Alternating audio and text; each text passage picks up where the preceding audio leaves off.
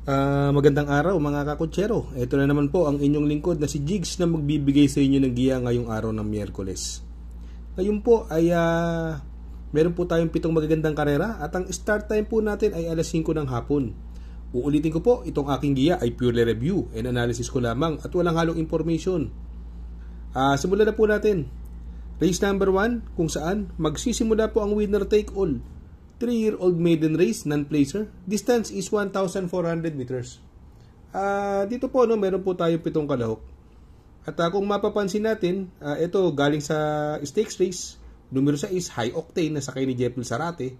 Sa tingin ko, siya po ang napupusuan ko dyan, si high octane. Ang tingin ko magbibigay ng magandang laban sa kanya rito, yung numero 1, Push My Luck, na sakay ni DL Camanero, padihado lang, tsaka yung Pretty Penny.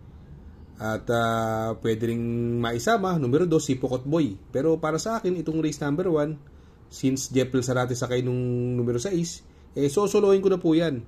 Numero 6, High Octane. Sa race number 2, dito naman po, magsisimula po ang pick 6. Pilracom rating based handicap system race, class 5 split placer. Distance is 1,200 meters. Meron po tayo 8 kalahok at anybody's race po ito. Ito napupusuan ko po rito yung numero 5 Barekna. Ito si Barekna, matagal nang walang labas to ito malapit nang tumuntong sa pinakarurok ng pinakadulong pinakamababang grupo to at papatubayan ngayon ni Jeffrey Bakaykay.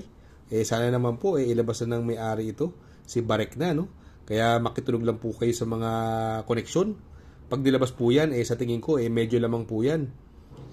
Ang pwedeng maiprotection po rito or magbigay ng magandang laban po, yung numero 6 si Bumabaga. Ito si Bumabaga nung last run po nito, sama lang po ng lundag, ang layo ng pinanggalingan. Kung ma-rate lang po ni GL Ciego Jr. itong Bumabaga, sa tingin ko malaki po tsansa niyan. Kung gusto niyo ng dihado, ito po pwedeng makadihado, yung numero 3 Quincy na sakay ni Pamboy Ponce, magandang dihado po yan. Kaya sa race number 2, ang pili ko po, doon ako sa numero 5, Barekna. Panigundo ko naman po, numero 6, Bumabaga. At isasama ko po ang pandiyado, numero 3, Quincy.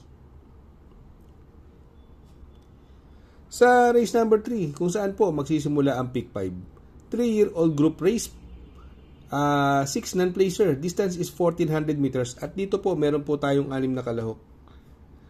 Dito po, ang napupusuan ko dyan, yung numero 5 Supreme Dynasty na sasakyan ni John Paul Guse.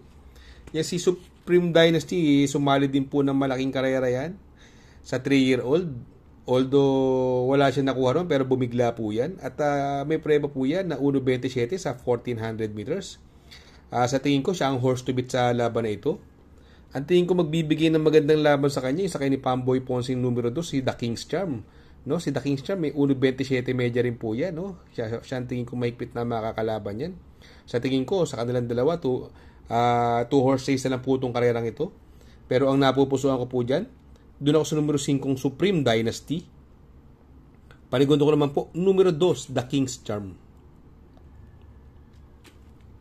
Sa race number 4, kung saan po magsisimula po ang pick 4. Pilracom rating based handicap system race, class 5 split placer. Distance is 1,200 meters at dito po meron po tayo 8 kalahok. Dito po possible scenario po dito, pwedeng mauna po dyan yung Awesome Call at si Dynamic Dyna, parehas mabilis po yan. Ito si Laughing Tiger, buwaba po ng grupo po ito. At nung nakaraan pinipilit iuna to, Laughing Tiger, samantalang Deremate yan. Na isasabay na po sa mga unahan niya, si Laughing Tiger. Sa tingin ko po, siya po ang nakakalamang sa karerang ito. Ang tingin ko magbibigay ng magandang laban sa kanya, yung numero 1, Lynn's Pride, na papatnubayan ni Patty Dilema, bagong baba rin po ng grupo ito. Sa tingin ko, siya po mahigpit na makakalaban dyan, At may isa pang bagong baba dyan, yung numero 6, na si Private Dining, nasakay naman ni Marlon Cañete. Pero para sa akin po, sa sarili kong opinion, since baka magkaroon na lutsyan yung Awesome Call at Dynamic Dyna, pwedeng mapabor sa mga Deremate tulad ni Lynn's Pride, Laughing Tiger, at saka Private Dining. Pero ako pipiliin ko po dalawa na lang, Ang napupusuan ko po dyan, pampermero ko, numero 7, Laughing Tiger. Panigundo ko naman po, numero 1, Lin's Pride. Sa race number 5, kung Pilracom rating based handicap system race, class 4, 22 to 27. Distance is another 1,200 meters. Dito po, may 6 na kalahok. Dito napupusuan ko dyan yung numero 2 na si War Chief na sakay ni RC Baldonido from Mark Alvarez. Ito mga galing sa panalo si Catch in the Cradle, Doña Patsy, puro mabibilis po yan, at Stefani galing din po sa panalo. Pero si Stefani tingin ko kaya niya i-air ni Catch in the Cradle at ni Doña Patsy galing sa panalo yan, impresibo po ang panalo niyan, Stefani. Ang mga ibang bagong baba rin po rito, yung Black Star sakay ni Bumbong Villegas, gamay niya po yan. At yung numero 6 na si Maybell, ito last 2 runs nito, laging in the money, nasakay ni Uno Hernandez. Itong race na to, posibleng magkadehado, posibleng din Yamado ang manalo. Kumbaga, pwede natin sabing anybody's race. Pero ang napupusuan ko po dyan, doon ako sa numero 2, War Chief. Panigundo ko naman po, numero 6, Maybell. At isasama ko pong pandiado, baka sakali, mauna at alagwa, numero 5, Stefani. Sa race number 6, sa penultimate race, Pilracom rating based handicap system race, class 5, 5 split placer. Another 1,200 meter distance. Meron tayong 8 kalahok. Dito sa laban na ito, ito may bagong baba rito. Numero 4, Mucho Caliente. Ito po yung alam ko, kung natatandaan ko po, yung nakaunang pinanalo po yan ni Apprentice GL Ciego Jr., binalik po sa kanya. May bilis po yan, Mucho Caliente. Mukhang malaki po chance niya rito at bagong baba po siya ng grupo at ibinalik po dun sa dating regular rider niya. Sa tingin ko pwedeng malyamado dyan yung numero 6 na si G-Scolt. Ito si G-Scolt sa ni JL Lazaro, inabot na kotse lang po nung karera yan. At sa tingin ko, hindi nalulusot sa kanilang dalawang karerang ito. Pero napupusuan ko po dyan, doon ako sa numero 6, G-Scolt. Panigundo ko naman po, numero 4, Mucho Caliente. Sa race number 7, sa last and final race, Pilracom rating based handicap system race, class 5, 6 to 10 split, another 1,200 meter distance. At dito po, meron po tayong 8 kalahok. Dito, halos sprint race pala to, Puro de boca si Lady of Peace, Marengo, pwedeng iuna, pwedeng isunod, Natural Beauty, pwedeng iuna, pwedeng isunod, Tokyo Rumba, Malibu Bell, at Bright Mind, puro de boca po yan.